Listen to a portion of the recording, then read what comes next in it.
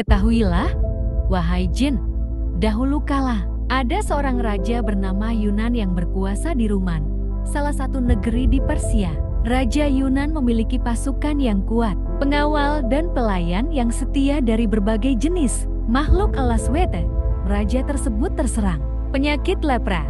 Semua tabib di negerinya tidak ada yang sanggup menyembuhkan penyakitnya. Sekalipun berbagai obat dan ramuan telah dicoba. Pada suatu hari, datanglah ke kerajaan Ruman seorang bernama Rauyan Al-Hakim. Ia telah mempelajari seluruh kitab dari Yunani, Persia, Turki, Arab, Romawi, Syria, bahkan Ibrani. Berbagai ilmu telah dipelajarinya, baik ilmu jahir maupun ilmu batin. Lalu juga mengetahui khasiat dan bahaya dari berbagai daun-daunan dan akar-akar pohon. Setelah berada di kerajaan Ruman selama beberapa hari, Rauyan Al-Hakim mendengar kabar tentang penyakit yang diderita oleh Raja Yunan. Suatu waktu, saat Fajar menyingsing dengan mengenakan pakaian yang paling indah, Rauyan Al-Hakim menghadap Raja Yunan. Di hadapan Raja, ia memperkenalkan diri. Yang mulia Raja Yunan, hamba adalah seorang pengembara bernama Rauyan Al-Hakim. Hamba mendengar tentang penyakit Baginda yang sulit disembuhkan oleh semua tabib di kerajaan Ruman. Oleh karena itu, hamba datang menghadap untuk mengobati penyakit Baginda. Yang mulia, dengan izin Allah, hamba akan mengobati penyakit itu tanpa memberikan ramuan atau obat. Demi Allah, jika benar engkau sanggup mengobati penyakitku ini tanpa memberikan obat dan ramuan, maka aku akan memberikan hadiah kepadamu. Demikian Raja Yunan menanggapi, aku akan memberimu kekayaan yang berlimpah, hingga dapat engkau nikmati bersama anak cucumu. Bahkan, aku akan menjadikanmu sebagai orang kepercayaanku. Tetapi, satu hal yang ingin kutanyakan kepadamu, bagaimana caranya engkau akan menyembuhkan penyakitku? Hamba akan menyembuhkan penyakit yang mengganggu tubuh Baginda, insya Allah.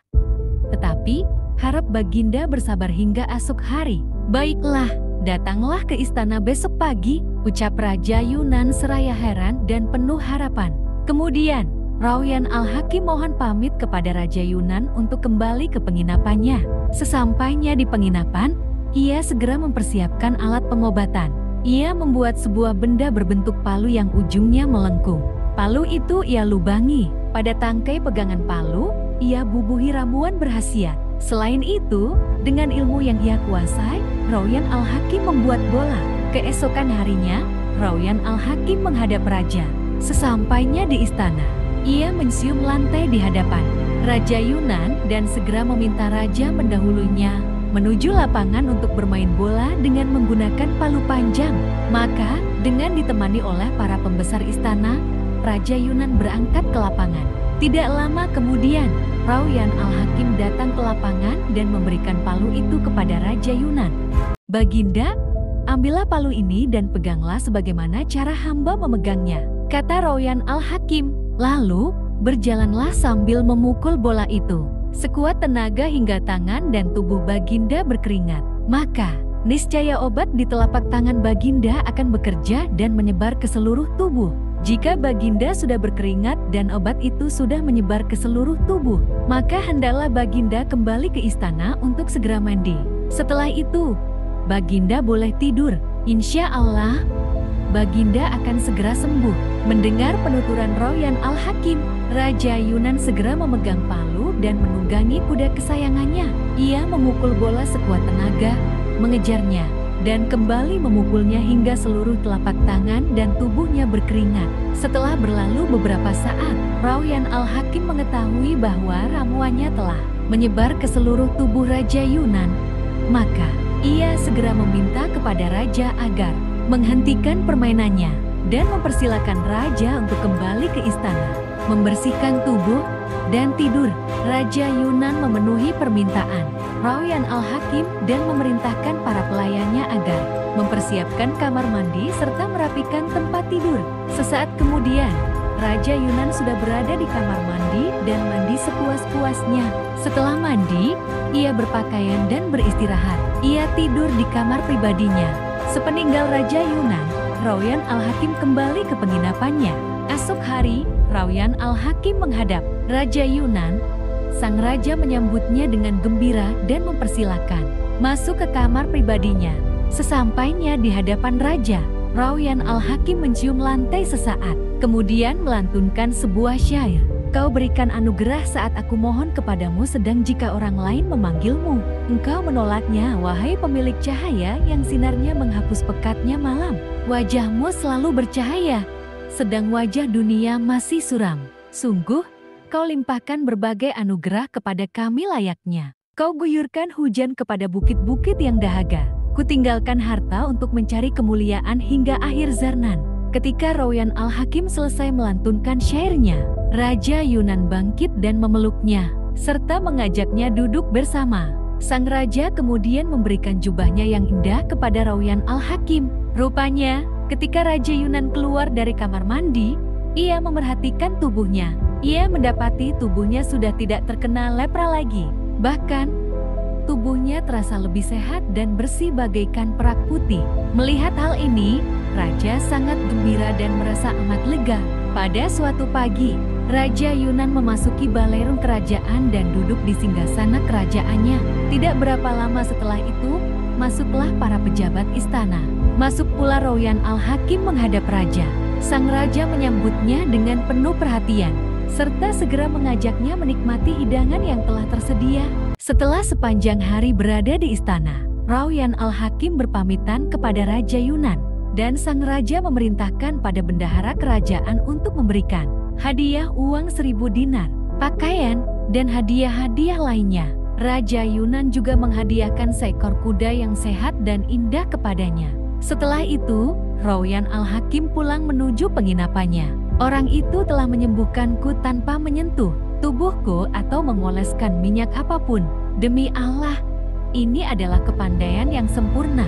Orang ini harus dihormati dan mesti dijadikan sebagai sahabat selama-lamanya. Demikian ucap raja kepada para pejabat istana. Sepeninggalnya Rauyan Al-Hakim, Raja Yunan melewatkan malam-malamnya dengan perasaan gembira karena kesehatannya telah pulih seperti sedia kala. Saat pagi tiba, ia duduk di singgasananya, menerima para pembesar kerajaan yang menghadapnya. Para pangeran dan menteri duduk berjejer di sebelah kiri dan kanan. Raja Yunan memerintahkan para pengawal untuk menjemput Rauyan Al-Hakim. Tidak berapa lama kemudian, Rauyan Al-Hakim tiba di istana dan segera bersujud menghormat raja. Lalu, Raja Yunan berdiri, membimbingnya untuk duduk di dekatnya, serta makan bersama.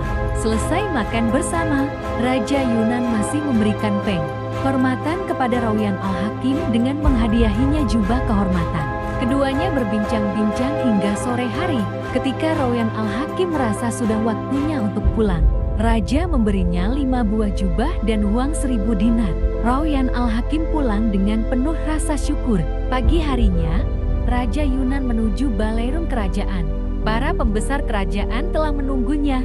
Di antara para wazirnya, ada salah seorang wazir yang berwatak jahat. Wazir itu serakah, suka iri kepada orang lain. Ketika sang wazir melihat Raja Yunan begitu menghormati Rauyan Al-Hakim serta memberinya berbagai hadiah, muncullah sifat hasadnya. Telah merencanakan kejahatan terhadap Rauyan Al-Hakim. Watak wazir itu persis seperti yang diungkapkan oleh peribahasa. Jasad terperangkap oleh sifat hasad. Ungkapan lain mengatakan, kezaliman tersembunyi di dalam jiwa. Orang jalim yang kuat akan memperlihatkan kezalimannya, sedangkan orang jalim yang lemah akan menyembunyikan kezalimannya. Demikianlah, wazir tersebut mendekati Raja Yunan dan bersujud di hadapannya. Baginda yang bijak, sungguh kebaikan Baginda meliputi seluruh rakyat. Hamba mempunyai nasihat yang sangat baik untuk Baginda. Jika hamba tidak mengatakannya, maka hamba tak ubahnya seperti anak haram. Jika Baginda menghendaki agar hamba kemukakan saat ini, hamba akan mengungkapkannya, ucap wazir. Raja Yunan merasa terganggu dengan ucapan wazir. Katakanlah, apa nasihatmu yang sangat baik itu? Balas Raja Yunan dengan rasa kesal. Wahai Baginda junjungan hamba, ketahuilah bahwa orang-orang terdahulu pernah mengatakan, barang siapa yang tidak melihat dan memikirkan akibat dari suatu perbuatan yang akan dilakukannya, maka waktu tidak akan menjadi sahabatnya. Menurut hamba, tidak benar jika Baginda memberikan kenikmatan kepada seorang musuh yang hendak menghancurkan kerajaan. Baginda telah berlaku sangat baik, memuliakannya, menjadikannya sebagai orang kepercayaan. Hamba sangat khawatir akan keadaan Baginda. Mendengar ucapan wazir itu, Raja Yunan tampak sangat gusar, wajahnya berubah merah. "Hai wazir, siapakah orang yang kau tuduh sebagai musuhku dan aku justru berbuat baik kepadanya?" tanya sang raja dengan penuh wibawa.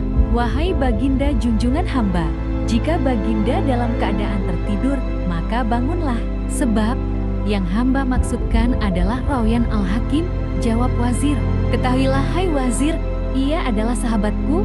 Raja Yunan berkata lantang, "Rauyan Al-Hakim adalah orang yang paling mulia di antara kita, sebab ia telah mengobatiku dengan sesuatu yang kugenggam dengan tanganku. Allah telah menyembuhkanku dari penyakit yang tidak bisa diobati oleh seluruh tabib di Santaro negeri.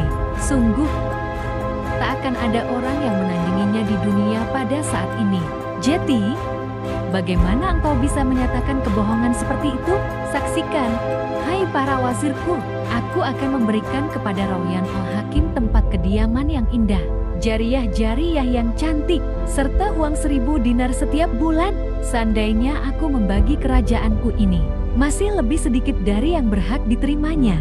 Raja Yunan diam sejenak, seolah memikirkan sesuatu. "Hai wazir," lanjut Raja Yunan, "sungguh di dalam dirimu ada rasa dengki terhadap Rauyan Al-Hakim. Keadaanmu sama dengan Raja Sinbad yang menyesal karena telah membunuh burung baas miliknya. Bagaimana kejadiannya, Baginda?" tanya wazir. Raja Yunan pun bercerita. Belum sempat meneruskan ceritanya, tidak terasa pagi sudah menjelang. Ratu Syahrazad terdiam ketika fajar menyingsing dan cahaya pagi mulai datang. "Dongeng yang benar-benar aneh dan indah," ucap Dunyazad. "Besok malam akan kuceritakan dongeng yang lebih aneh dan lebih indah dari ini," jawab Ratu Syahrazad. Kemudian, sambil melirik kepada Raja Syahrayar, Ratu Syahrazad melanjutkan, "Tentu saja jika Baginda mengizinkan, aku tidak akan membunuhnya sampai aku mendengar lanjutan kisahnya." Demikian batin Raja Syahrayar.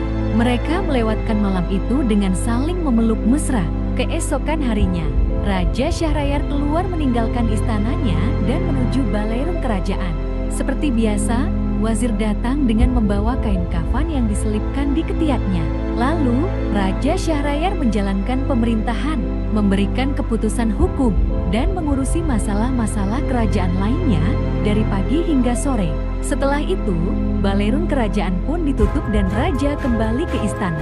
Ketika malam tiba, Raja Syahrayar membimbing Ratu Syahrazad ke peraduan untuk memenuhi kebutuhan syahwatnya.